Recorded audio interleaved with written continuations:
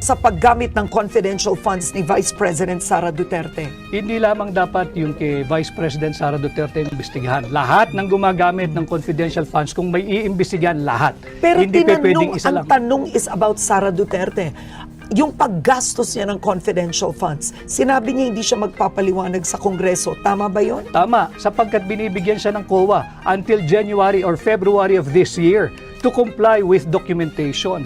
Yung notice of disallowance, Karen, ito'y malaking kasinungalingan. Ang notice of disallowance ay hindi kasong kriminal. Hindi yun finding of guilt. Yun ay para remedyohan mo yung mga kulang na dokumentong pinapasumiti sa'yo. At binibigyan pa siya ng January or February of this year. Therefore, the investigation conducted by the House of Representatives, if at all, premature. Huwag mong pangunahan ng COA. Constitutional duty ng COA yan. Article 9, Paragraph D, Section 3. So, attorney, naniniwala kang walang maling paggamit si Vice President Sara Duterte sa confidential funds? Hindi pa dapat husgahan dahil meron pa siyang period to comply. So lahat ito premature. Let COA do its job. Huwag pakialaman ng Kongreso yung trabaho ng COA because it is not the core function of Congress to do the function of COA. Okay, next. Paano mapapahusay ang kalidad ng edukasyon ng Pilipinas? O siguro ang tanong na lang, magkomento ka sa edukasyon ng Pilipinas ngayon at sa pagbawas ng budget. Kulelat tayo, di ba?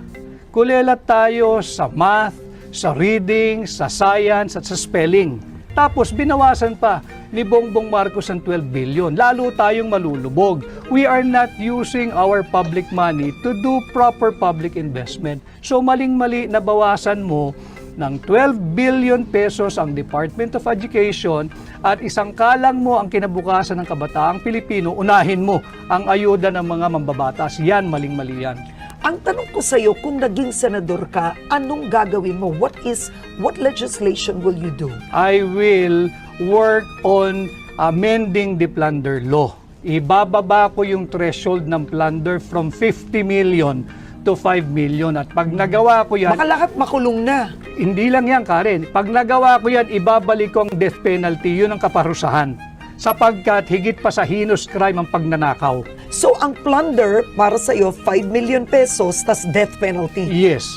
Okay. Dahil ang pagnanakaw ay pagnanakaw kahit magkano pang halaga yan.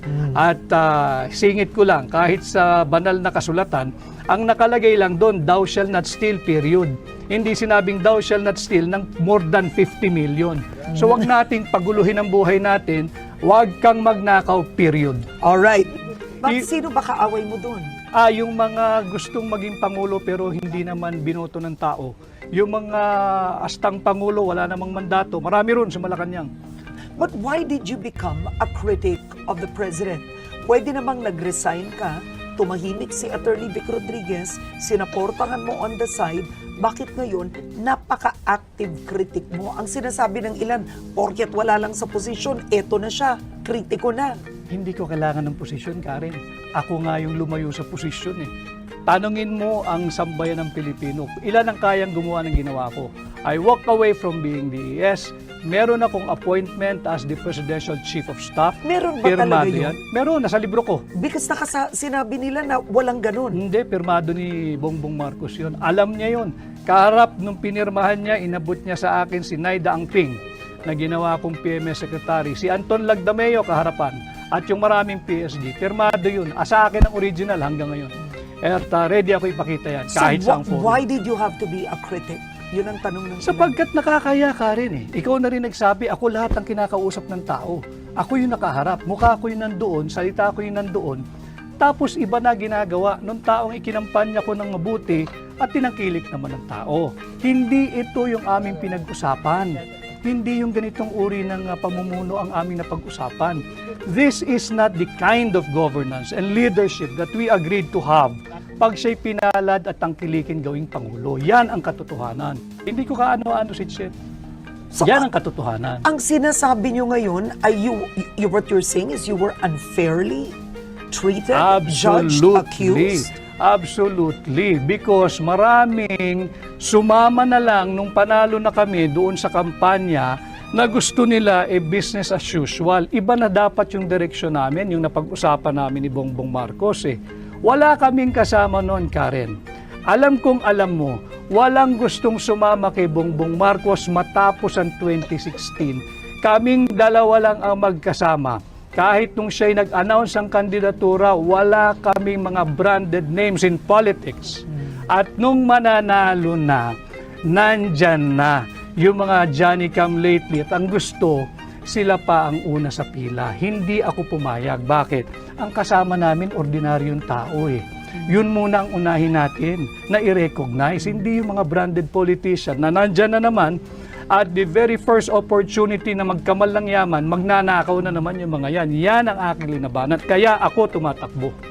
Hindi ba masakit ito sa iyo personally in your book? Sinulat mo doon na namatay ang iyong nanay.